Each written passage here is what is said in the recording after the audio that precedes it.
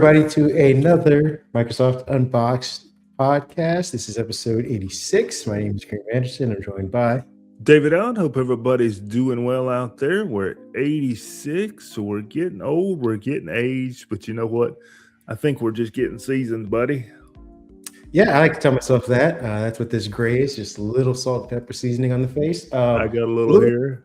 Yeah, a little behind the editing bay news I wanted to tell you guys about. I was just in time for our countdown because in StreamYard you have to have a certain amount of space before you can record. And I hit record as the thing notified me as I'm doing my countdown, you're out of space. So I had to go rush to our library and delete a bunch of stuff. Fortunately, it's all saved back up on hard drives, but caught it within the last second. And it was like, as soon as it hit record, it came back up. I was like, oh, look at that. None of you probably even care about that. So let's move on. Hey, I do. That's pretty good timing. I think so. Thank you. At least one person cares. Let's get into our what we're going to be talking about today, our headlines. We got Microsoft is quietly shuttering Xbox clubs. We'll explain why they're doing that. And I wrote up a value proposition that they missed out on this and that it may end up hurting them in the long run when it comes to subscriptions for Xbox Game Pass. And I'll talk about how we connect those through lines. We also have leaked documents show that ICE has tripled its use of Microsoft Cloud and AI services. Microsoft's been in hot water about this last year when they were tied to the IDF, I believe it was, for doing a very similar thing. And they had to kind of backtrack and say, hey, we're no longer allowing them to do that. We'll see how long it takes before they do that potentially with ICE. Lyrica 3 is out, and David's going to talk about aspiring musicians or lazy musicians and how this could help both of them out. Microsoft's also testing a new post-game recaps feature for the Xbox Insider on PCs. Presumably, this will eventually be ported over to the handhelds, which could make gaming, or the culmination of gaming, all the hard work that streamers put together, maybe a little bit easier at the end of the day. Google Pixel 10a hits shelves March 5th. We'll talk about that handset and how it hopefully will start to rejigger people's minds about cell phones in the future. Now, back when people had money, back in the yonder years of 2023 and 2022, this would be a very limited conversation. Now that our budgets are getting a little tighter, maybe we'll start rethinking stuff like the Pixel 10a. Lastly, we'll be talking about free play days because we like going into the weekend playing video games. With that being said, I'm going to let you go on a rant real quick. Give myself a little breather before we get into the news. What has been bothering you this week in tech? I know you talked to Mike about customers that you work with and their issues with tech, but I don't know if that's the same rant. No, that's not the same. Well, it kind of is the same rant. Tech is, let's pull it all together. You've kind of added, you kind of put a little spark in that. Let's kind of pull it all together here. When you've got this thing called AI that can nearly tell you just about anything you need to know about anything and can guide you through the steps, the amount of effort sometimes that people put in to solve their problems is not what it should be.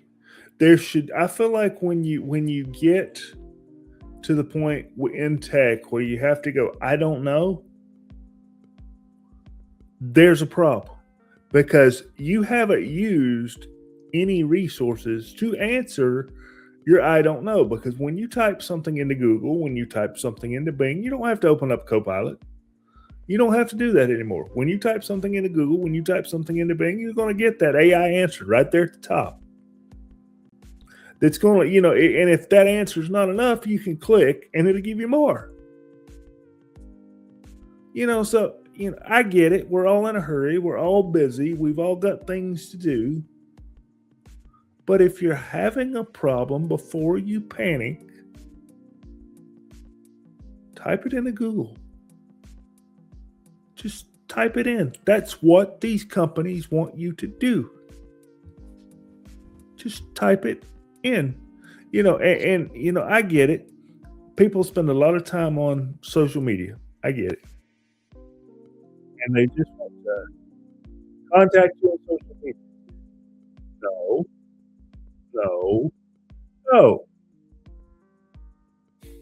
There is such thing as off hours.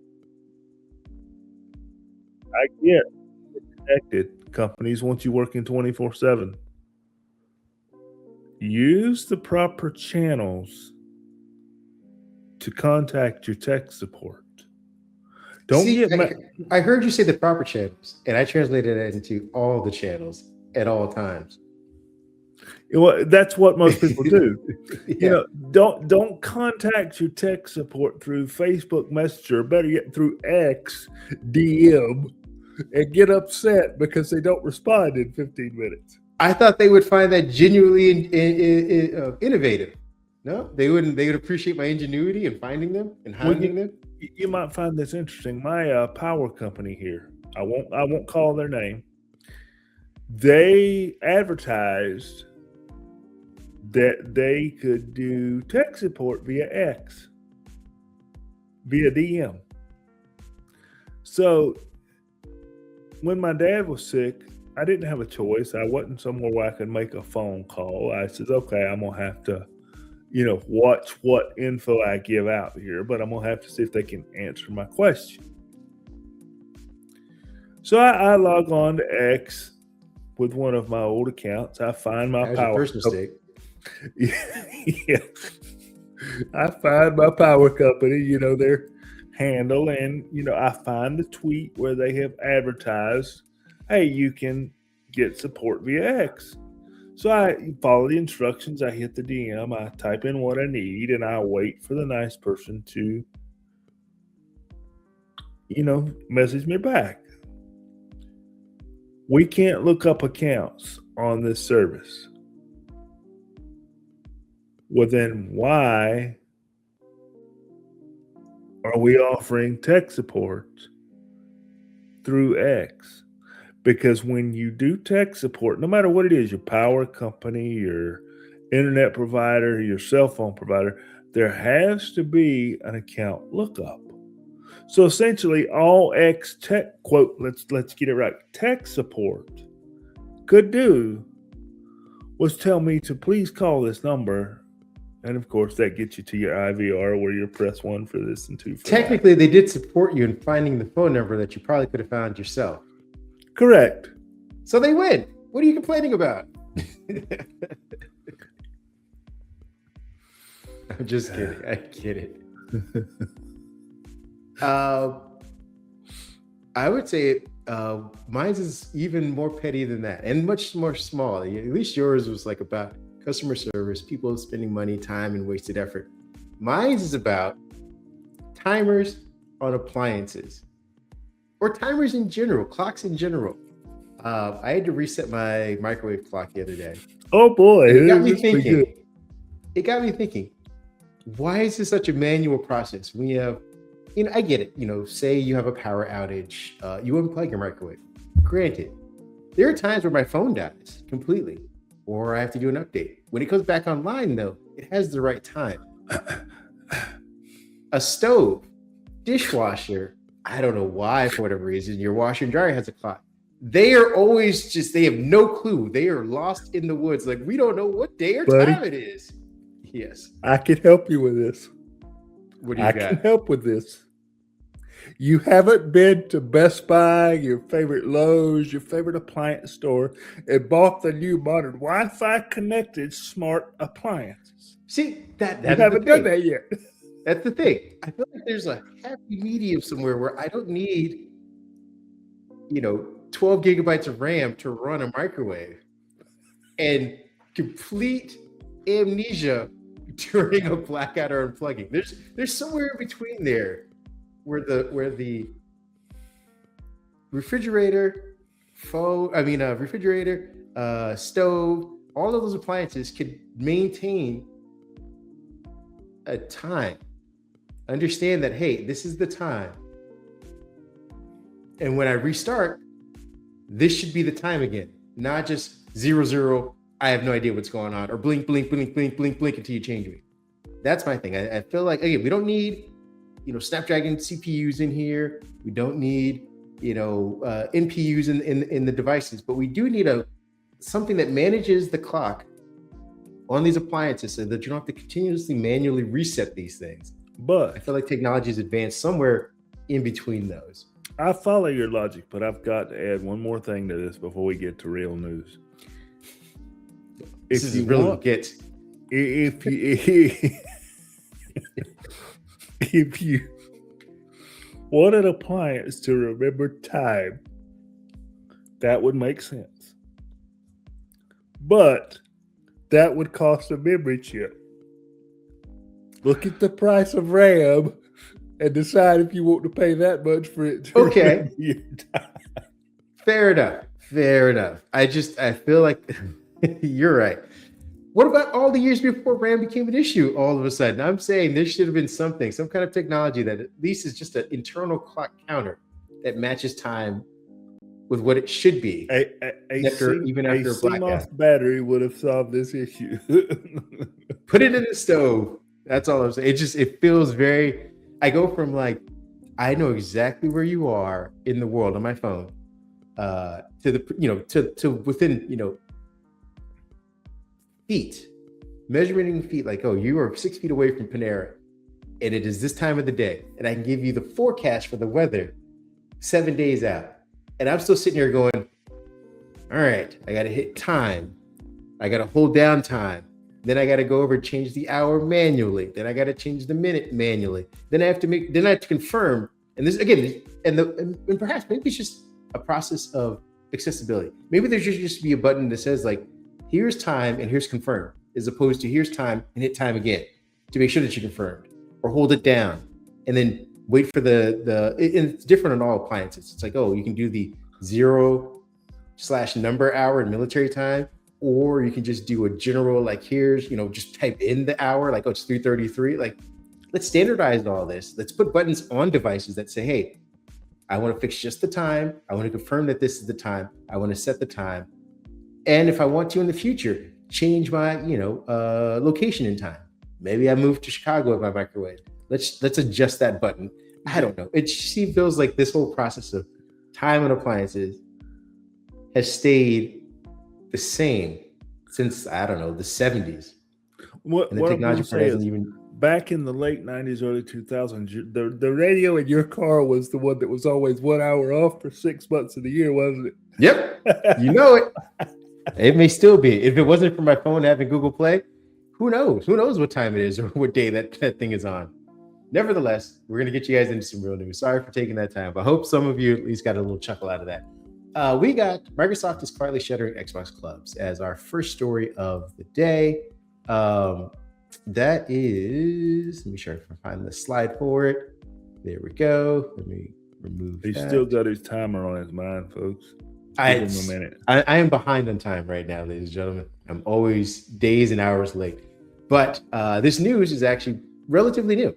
Right now, it looks like Microsoft is, let me see, what is the date for this? I think they're going to have everything done by March, if I'm not mistaken. But anyway, Xbox Clubs, which was introduced during the Xbox One era, was a way for players to,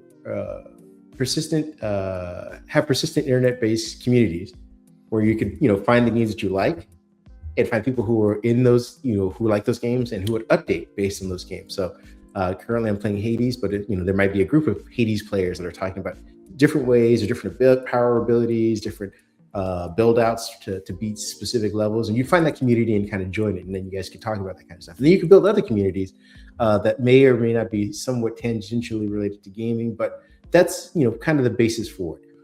Users began noticing clubs that were no longer accessible or functional, and Microsoft later confirmed that the feature is being retired.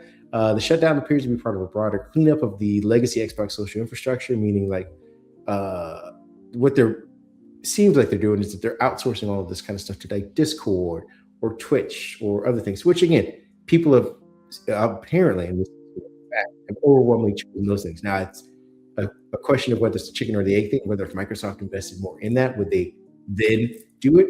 I think we still have our answer probably no, because Microsoft just isn't selling enough consoles at the end of the day. So if they had sold more consoles, people would be more tied to these communities, perhaps because it'd be the one-stop shop. You wouldn't need to log on to a secondary device or third-party system. You just go to the thing that's in front of you with your screen on, and then go to that community. But because they weren't selling consoles, the community's kind of withered away. People found other solutions because PlayStation also doesn't necessarily have the same thing. So they went to Discord, they went to Twitch, they went to a bunch of other stuff. I wanted to say, first off, what are your thoughts on them shutting this down? This is a generation and a half now of a service that's now just going away. Let's ask this question. How good has Microsoft been at social projects? I mean, that they shut Depends down. on who you ask. If you ask Ballmer, they were great. They shut down Zoom. They shut down the music service that they had with that. Then they had something that I can't even remember the name of it because I was probably one of the few people that actually used it. What was the name of that service that competed with Twitch for a little while or tried to compete? Where you could watch streamers and stream from your console. Mixer, yes. They had Mixer, and then they do the social clubs. And I agree with your concept of having everything in one place, but you also brought up a reason I would think people wouldn't use them. The input method. You've got a controller there with a keyboard, and most people don't have a keyboard hooked to their console or care to log on to their phone and the Xbox app to interact with that social club. So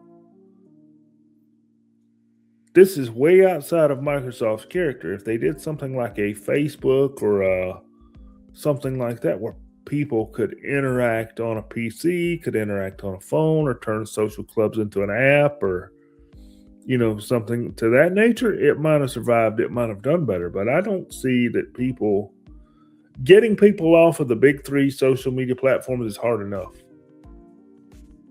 To your point, one, they didn't sell enough consoles. I don't think this service was front and center, and I just don't think it was something that people would put in the extra effort to use. Kind of goes along with the rest of Microsoft's social aspirations over the last 10 years. Yeah, no, you're absolutely correct. And ironically, what was it? Link, I think it was, or whatever that business version of Facebook that they had. LinkedIn.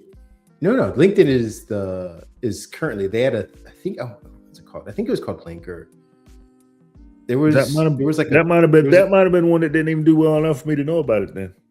I may just be getting it wrong. I'll have to look it up. That's what the internet's for. But there was a layer, an abstraction that was basically SharePoint, but in a UI that looked like Facebook. So you could go in to your company's version of this thing, and you guys could chat just like you do with Teams. And eventually, I think they kind of moved some of that foundation they pulled a little bit from that and Skype and put it into Teams. Basically, that's what it was. It's like, your company can go on and say you were the resident Game of Thrones.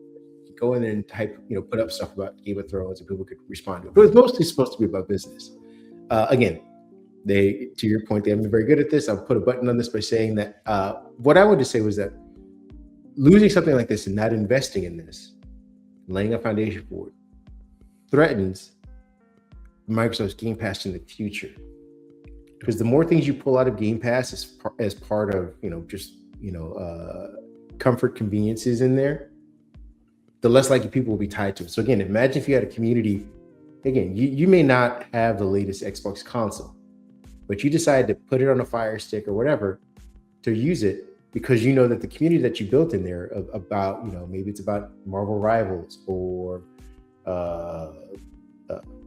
what was the most recent game that went over to PlayStation? Anyway, one of the games that, maybe cross-platform, but there's a community of people that are vibrant, that are talking about it. You'd say, hey, I want to keep, I have to pay $13 a month in order to stay in this community, let alone play the game and get all free games. But this community is part of the reason why I pay for it. When you start pulling that stuff out, and it just becomes about the games, which again, Microsoft has been, hit or miss on. Now you're really starting to lose value proposition for Game Pass. So I think they should have invested in this, but it's not in their DNA. So at the end of the day, I guess this may have been the right call, unfortunately, as a fan. Well,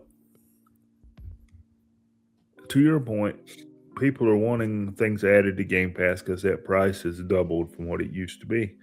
So you can't keep taking stuff away and keep making people happy. There's got to be a substitute, and my idea would be an app. My idea would be put this in the Xbox app. My idea would be put this on Xbox.com, where people can interact with input devices. And now, you get into, if we do that, we got to police it. Well, guess what? That's just part of having the service. Well, Microsoft, maybe you'll get better integration with Discord, but I think there's issues right now with age restrictions, and people are trying to ditch Discord as currently. Who knows? Maybe there'll be something in the future that replaces both of those. Nevertheless, let's talk about this story. You have Lyrica 3 is your story. Yep, Lyrica 3. And I wrote about this for a very specific reason, because when I first read the way Google put out the headline, it kind of just made me scratch my head. Kind of goes back to my rant at the beginning of the pod here. Lyrica 3, I've almost called it Lyrica 3 several times. So if I call it Lyrica here, please don't get mad at me. You know what? You actually may be right. That makes more sense than what I just called it. Yeah, Lyrica. I take that back. Okay, let's stick with Lyrica then. Yeah. All right, Lyrica 3 is DeepMind's latest generative music model that lets users create custom tracks by describing an idea or uploading a photo. It's not genre specific. It can be nostalgic. It can be a tribute to something, a jam, an R&B, whatever. It's up to you. Once you decide, Gemini will create a 30-second track complete with your very own AI-generated album art. Now, for those out there that are wondering, when you mention an artist in your query or question or conversation to Lyrica, it is treated as a way to influence your mood, influence your style of music. It is not for you to copy that artist. That is something that Google is using to make sure they protect artists out there that need credit for their work. But when I saw this service, it's cool. It's cool. Don't get me wrong. And before I go into my little story about it, let me finish up by saying that those using the paid AI subscriptions, the AI Pro and the AI Enterprise, do get higher limits when using this service. Later, they're going to be integrating this with DreamTrack to allow you to add these 30-second songs or music reels to your YouTube shorts, which that part's cool. Here's my question. I have a hard time sometimes being creative. I'll be the first to admit I have gone to Adobe Express. I have gone to some of the image generators, some of the movie generators, and just typed in something to spark an idea, to get my mind moving. And then I go off and I use these ideas and I create my own content. I enjoy creating my own content.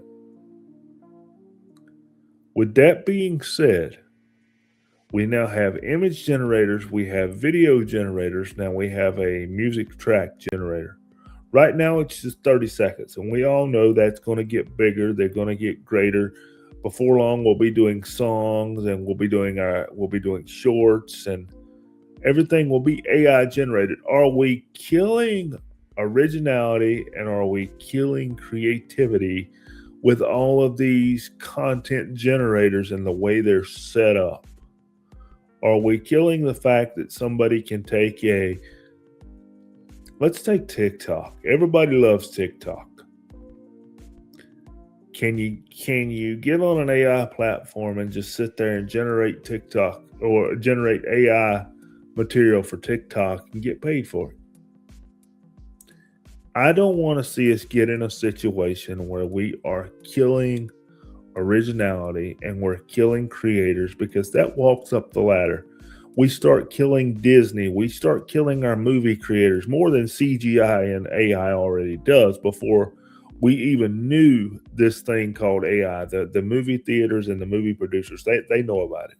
They've known how to create things for decades. I don't want to see us get to a point where we're just creating with a text box and we're taking away the originality and compromising the talent of those out there that are genuinely awesome creators. They're awesome songwriters in this case. They're awesome movie producers, sitcom producers, whatever the case may be. I like the service. I tried it out. It worked well. It was out there. It started rolling out yesterday. So if you've got a Gemini account, you've got a Gemini subscription, you can roll in there and just ask Gemini to create something and it will go off and do its thing.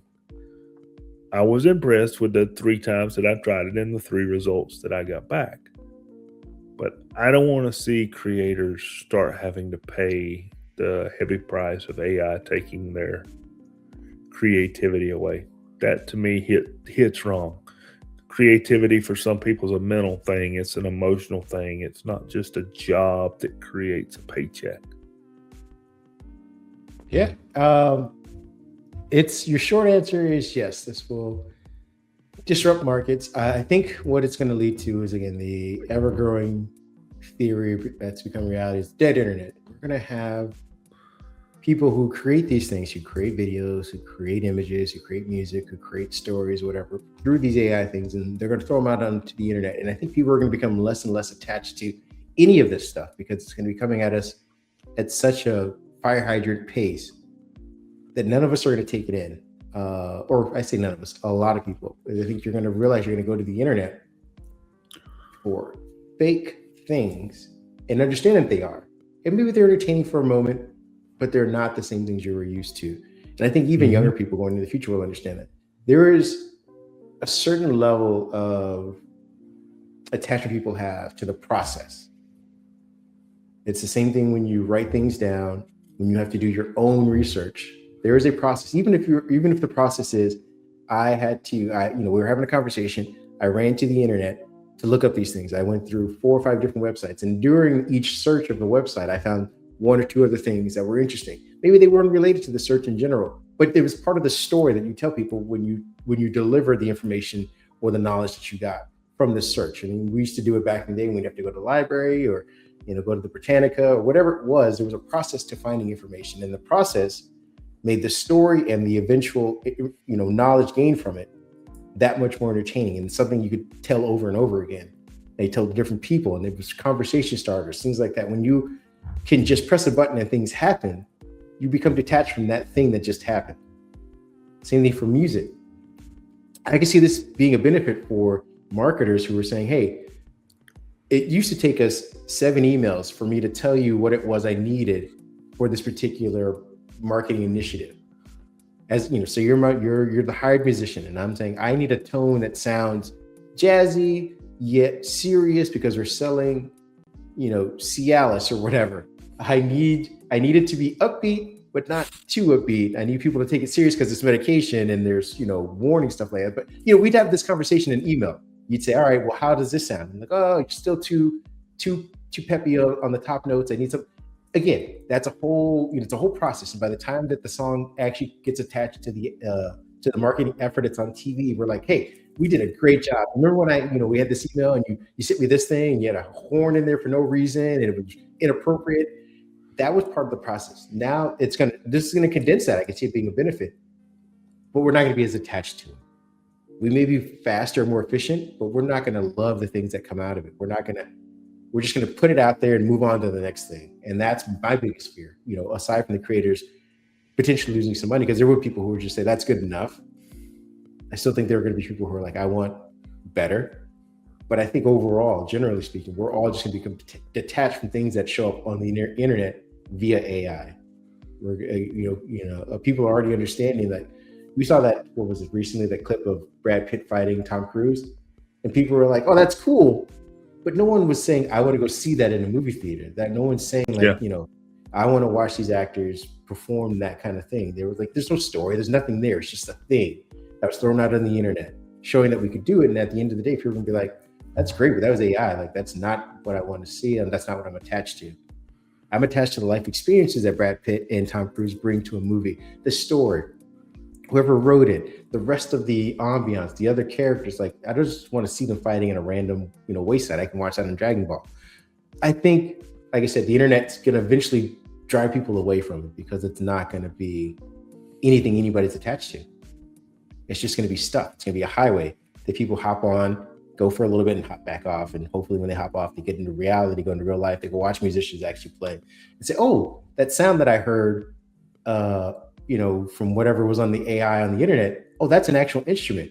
And that person knows how to play it. That's really cool. Maybe that's, at the end of the day, maybe that's what drives people back off the internet. Enough rambling. Let's get on to our next story. This one is about Microsoft's ties to law enforcement. And people aren't jiving with it.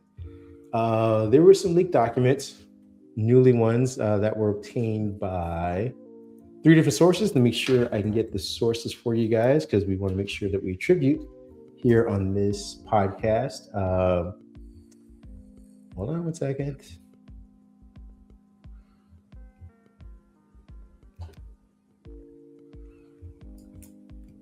It was 972 magazine, Local Call, and The Guardian. The outlets obtained leaked documents showing that Immigration and Customs Enforcement, better known as ICE, dramatically expanded its use of Microsoft's cloud and AI services during the first year of the Trump administration, last year, 2025, in its renewed crackdown on migrants. The scale of the increase is really hard to ignore because it happened so quickly and has accelerated so vastly that it's like, hey, even Microsoft couldn't be like, oh, we had no clue. I'm pretty sure they're monitoring all of this. According to the leaked files, ICE went from storing roughly about 400 terabytes. Again, that's still a lot of data of Microsoft's Azure cloud in July 2025 to nearly 1,400 terabytes by January 2026. That is the equivalent of about 490 million images. This isn't a gentle increase. It's actually pretty steep, unmistakable spike that gets directly against Microsoft's public messaging about responsible use of its technology. Again, for those of you who may have been living under a rock, who live outside of the United States, our Immigration Customs Enforcement agents use their own cell phones, they use drone footage, they use CCTV footage and images to capture everything and put it all in a database. This is part of mass surveillance, and Microsoft likes to come out and say flowery words about how we won't back things of that sort of nature. We're all about keeping your data private. Well, our data is being collected at a gobsmacking pace, and it's pretty ridiculous. Now, I don't think Microsoft has sent out a comment about this discovery just yet. We'll see. Maybe they're crafting a narrative and something to respond to. But the last time we wrote about something similar to this is when Microsoft was working with the IDF, and then they were using the cloud services to help surveil everybody in the Palestinian/Gaza area. And some of those surveillances led to drone strikes and arrests and the subjugation of the people over in Palestine. Microsoft has since come out and said, hey, we're no longer partnering with them in that sort of way. We're not allowing them to access that kind of stuff anymore. I don't know if they'll be doing the same here in the United States, but what are your thoughts on this partnership and Microsoft's continued, uncoverings of activities such as this? I think the continued uncoverings are very telling about what Microsoft really cares about. Let's just be honest. A company, a person gets something brought to their attention. Nope. I tell you what. Let's use pornography for example. Let's just use something that for better or worse, everybody knows the word pornography. You're in a business. Somebody is offended because pornography was brought up on a website inside the company. Somebody tells someone that has the authority to stop that. They go to their firewall provider, their IT person, and that's stopped because we don't support that here in the workplace. It's stopped. It's no more. It's done. This is the second or third time that we have reported things like this where people have been outraged, and Microsoft just continues to allow it. So that starts to get people to believe that they support it, that they want this to happen. And you know, there's a variety of reasons as to why. You know, people can look at it from a political standpoint, which is what most people are going to do. And then they can look at it from the standpoint of, well, Microsoft just needs money to support all these AI efforts. So sure, they're letting these folks use it because they're paying for subscriptions. And those are valid points. Well, I want to be devil's advocate here for just a minute. We just talked about them. Why aren't we hearing these things out of Google Gemini? Why aren't we hearing these things out of OpenAI? That's what that's what puzzles me, because it's not like, oh, ICE or the IDF, as you mentioned, and we talked about in previous pods. Well, let's just run to Microsoft and, we're not going to use Google. Well, why are we not hearing about? Have Google and, OpenAI took a stance and they don't allow their services to be used for stuff like this, and Microsoft has not took that stance? That's what I want to know. Well, I mean, in their defense, they are one of the biggest government contractors, around the world. So that's between true. them and Amazon, they probably already had, previous connections with this. I'm just saying, in light of, and this is, kind of just a juxtaposition on the evening, I believe, of the murder of Alex Peretti, who was a protester in Minnesota. Apple CEO Tim Cook was at a showing of the Melania trailer, which is, part of the administration's thing. These are bad looks. Now, I'm not going to, chastise anybody for previous engagements. Yes, you probably partnered up with tons of law enforcement and with perhaps good intentions. But now it's time to pivot and understand that these efforts that you have now changed, and that you as a company perhaps need to change and evolve as well. You have employees who may not be fans of this. You have constituents, consumers who are not fans of said partnership. And yes, I know that there's money on the table and you have to deal with investors, and ICE is willing to pay. But if they are associated with murder of civilians, U.S. citizens and whatnot, perhaps you take a stand and reevaluate your AI policies and regulations to adjust to that. I'm not saying you need to come out and flip off ICE or anything like that, but you need to say, hey, you can no longer use our services for these particular things. And they're being brought to your attention. And I'm talking about, this is from Microsoft, Amazon, Google, everybody. You should all be looking at the current status of things and saying, all right, before we didn't have these things. Now they're being used for these outcomes and they're not positive. Maybe we adjust. And if they can't adhere to that, then they can go, take the services somewhere else. They can go to Amazon, they can go to Oracle, they can go to IBM. But as of yesterday, we're now changing our policies to include these stipulations because they are moral, they are right. And then again, they will still make you money in the end, or maybe they won't. And if it's an evil world out there that only runs on this kind of stuff, I don't know what to say. It's a tough situation all around. But I think what would also help, Microsoft's talking about transparency and things like that, is disclosing these contracts. These were leaked documents. This wasn't like Microsoft coming out and saying, hey, we're working with ICE and these are the things that they're paying for, and these are the things they're using for. I mean, at the end of the day, you can at least get some plausible deniability of saying, hey, we told you up front that this is what they're doing. It sucks that they're doing it, but we at least told you guys. But to quietly be like, hey, give us your data, trust us with your OneDrive photos and your documents again, I put my tax documents in the OneDrive. What if ICE decides, hey, can we start getting access to that kind of stuff? Exactly. I want to put a button and pin on this and move on to the next topic, but I hope that this leads to another situation where Microsoft has to kind of step away from, or at least put in harsher restrictions and AI usage policies in place to protect its customers, protect itself from whatever nefarious outcomes happen in the future based on this partnership. Next story we got is Google Pixel 10a coming to shelves in what, 2 weeks, 3 weeks, 2 weeks? 2 week. Well, yeah, roughly 2 weeks, because next, not this Monday, but next Monday will be March. 2 weeks and a couple days. 2 weeks. Yeah. 2 weeks and a couple days. Well, while we're stumbling over the date of when it's coming, let me in a couple nights. Yeah, let me just tell you what you're getting. Maybe that'll help. Google Pixel 10a hits shelves March 5th. Now, why did I choose to write about this? I think we're at a point where people are starting to, I know I am, where people are starting to watch finances and think about what they're doing with their money.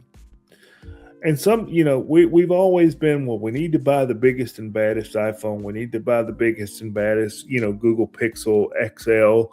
We need to buy the Samsung Galaxy Ultra 26. Guilty as charged. I am guilty as charged, folks. I've done it. But the Google Pixel 10a aims to change that a little bit. I'm going to just jump out here and tell you it's priced at $499. It comes with your AI tools and with your AI features, your circle to search that you expect to get from Google and Google Pixel. You've got a smoother design. The camera bump is flush with the back of the phone, and I think this is a big deal for a lot of people. I think this is something that iPhone and Apple and Samsung need to take a look at. The camera bump is flush. You're getting a good camera system. It is 100% recycled aluminum, 8% recycled plastic, so we're being environmentally friendly here. We've got a 6.8-inch screen made with cornering Gorilla Glass 7a that is 11% brighter than previous models, so better outdoor visibility. Battery also gets a little bit of a boost here. You've got 30 hours on a charge and up to 120 hours on a charge if you can live with the extreme battery saver. And of course, those great 7 years of updates that Google has promised. So Pixel drops is what they call them over there in Pixel Land for 7 years.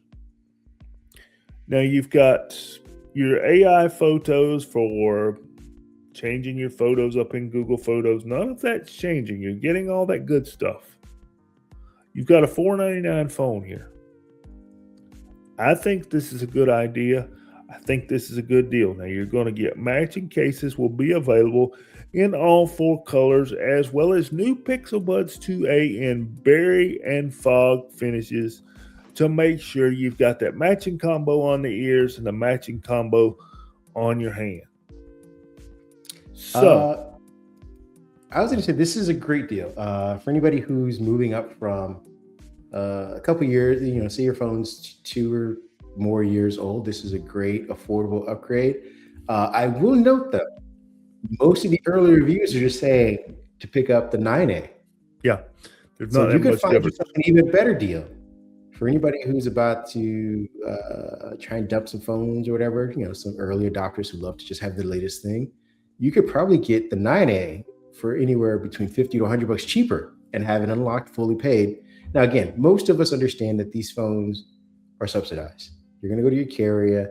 They're going to say, hey, here's a $500 phone. Here's another, $8 a month on fortunately, only roughly $8 to $10 a month on your payment plan.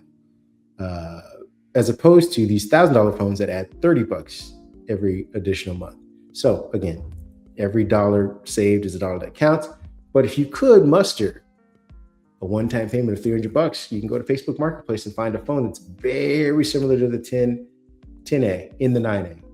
It's a year old, but it will still get updates for the next 6 years. It has the same physical dimensions as the 10A. The camera's roughly the same. I think, and the camera on the 9A was already good to begin with. So for those of you who must have the latest thing, but want to make sure that you are saving money, perhaps to upgrade to a computer that has minimum amount of RAM because yours is getting old, you could save yourself an extra 500 bucks and get the better version, get the 16 gigabyte option.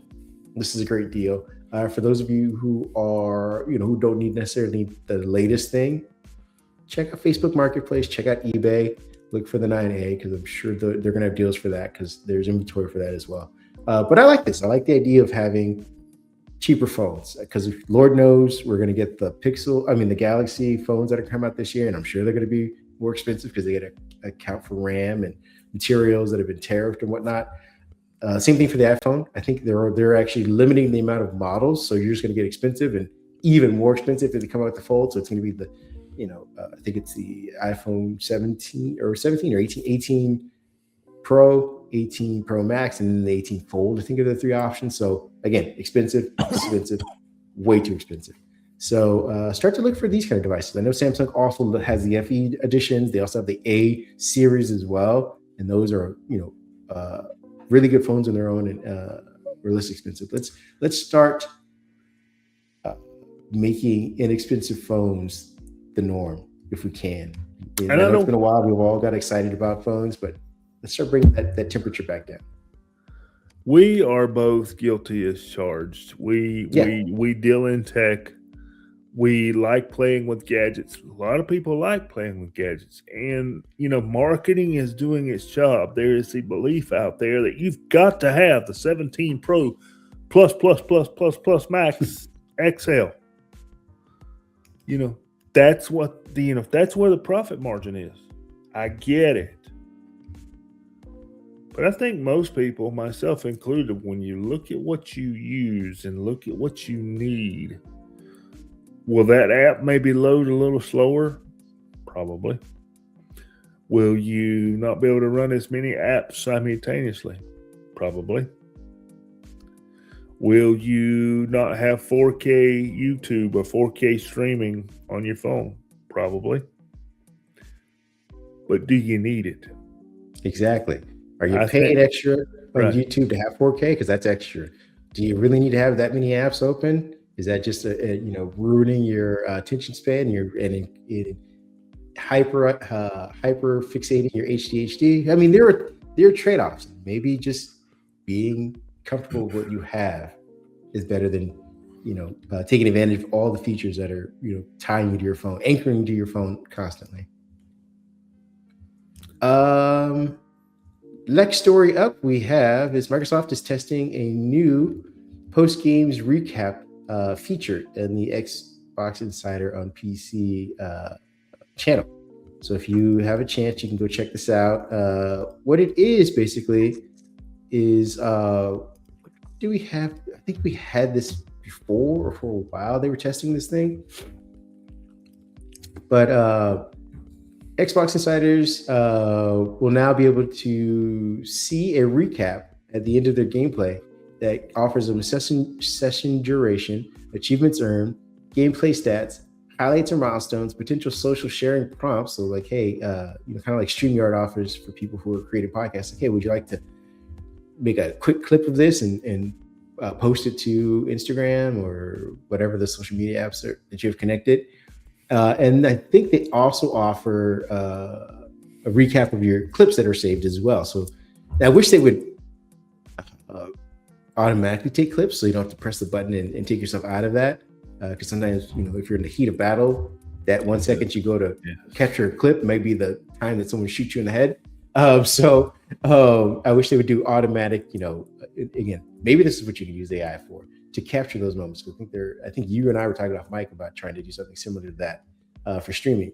Maybe they'll get into that, but this is being tested on the Insider thing, and I believe it'll be even more useful when you start moving it to consoles and handhelds. But right now it's the PC. What are your thoughts on this? Because I know that there are other platforms that offer similar things like PlayStation, Steam, and there's some fitness apps that offer a recap. But doing this across the board for every game, yes or no? I think this is cool because we're getting to the point where watching shorts and YouTube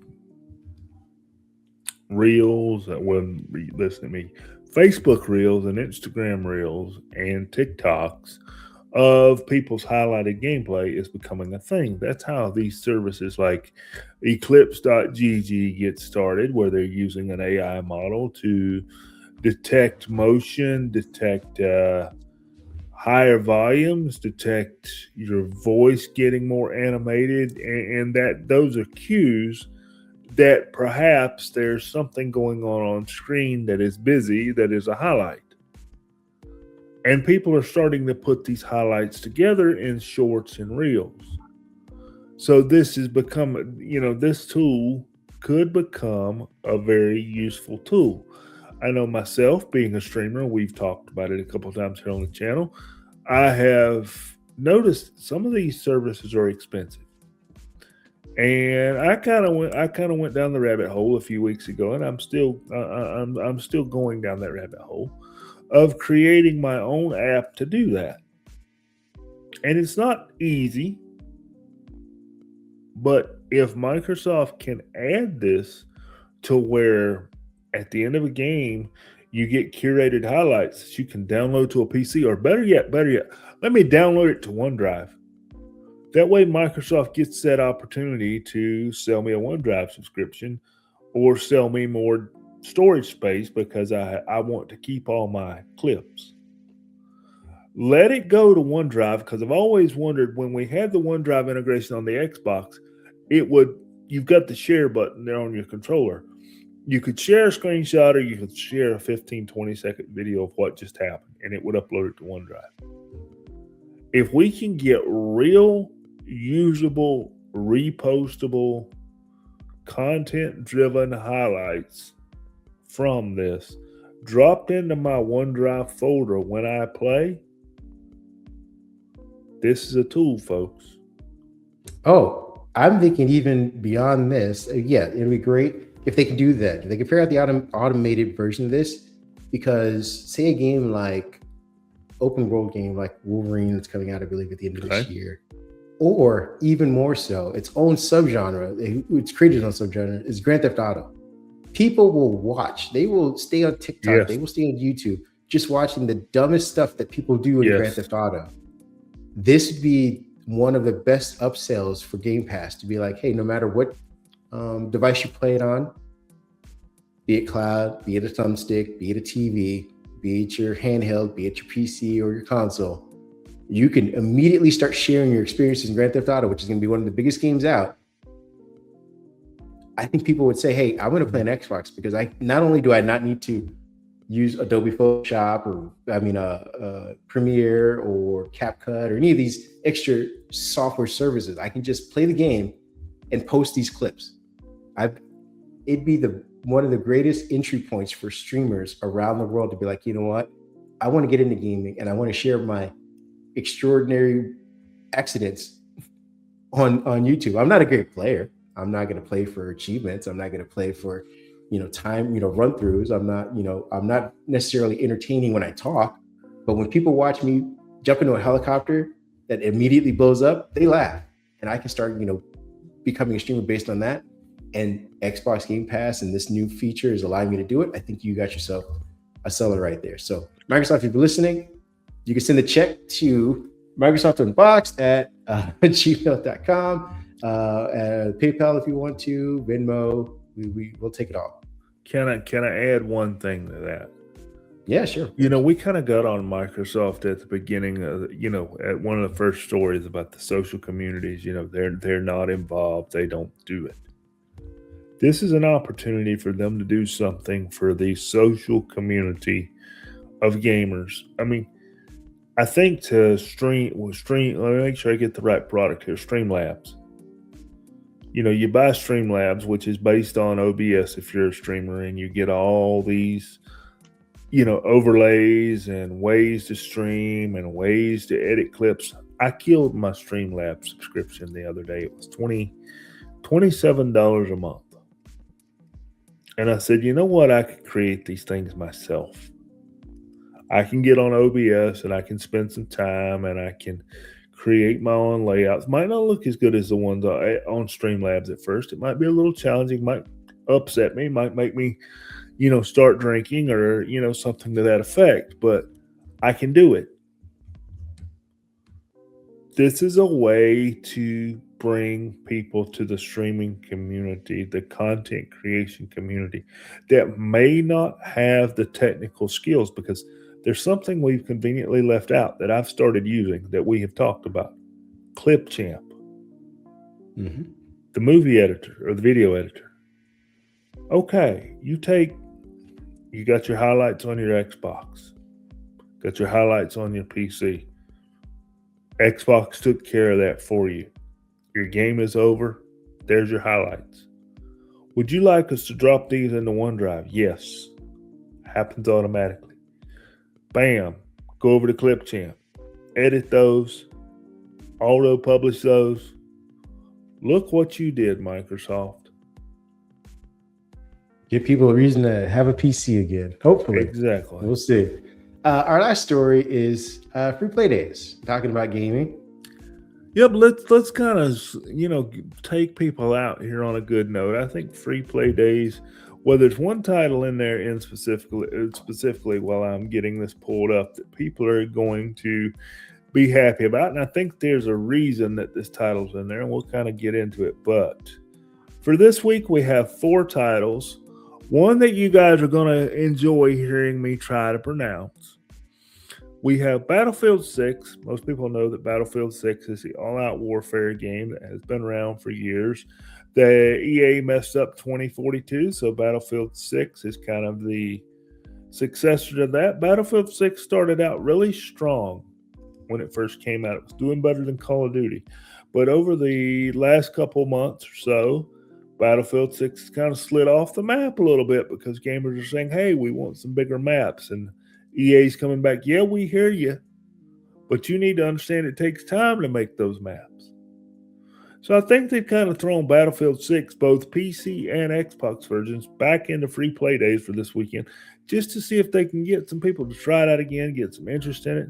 They've also got it on a discount for $45.49. I'd love to know who came up with that number.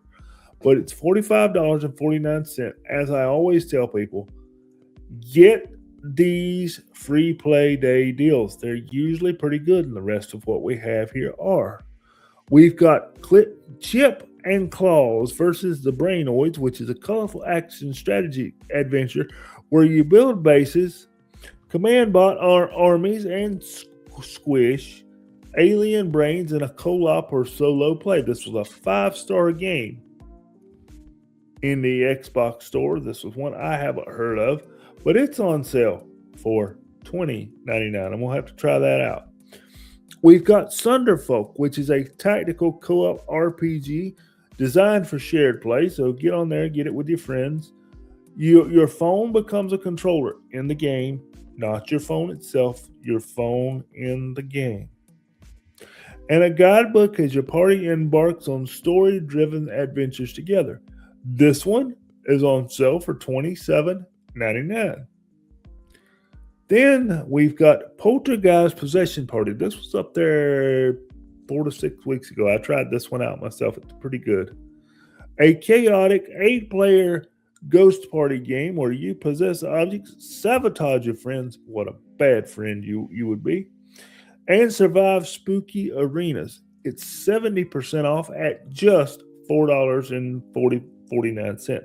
I did invest in this game. It's a nice knockoff game just to sit down and have a little fun with. Now, this one is, let me make sure I pronounce this right. I'm going to call it Jujutsu. KC? Sounds good. Okay, well, we'll go with that. Kasean Cursed Clash. This one is free for everybody. You do not need a Game Pass subscription for this one. This one is free for everybody. This is a 2v2 anime fighter where you master curse techniques and build powerful character pairings. This one also had a 5-star rating in the Xbox store. On sale for less than $20, $19.79. So, we've got 2 titles, one less than $10, one less than $20. So you got yourself some pretty good deals this weekend. You've got one less than $30, and you've got a AAA title that's less than $50.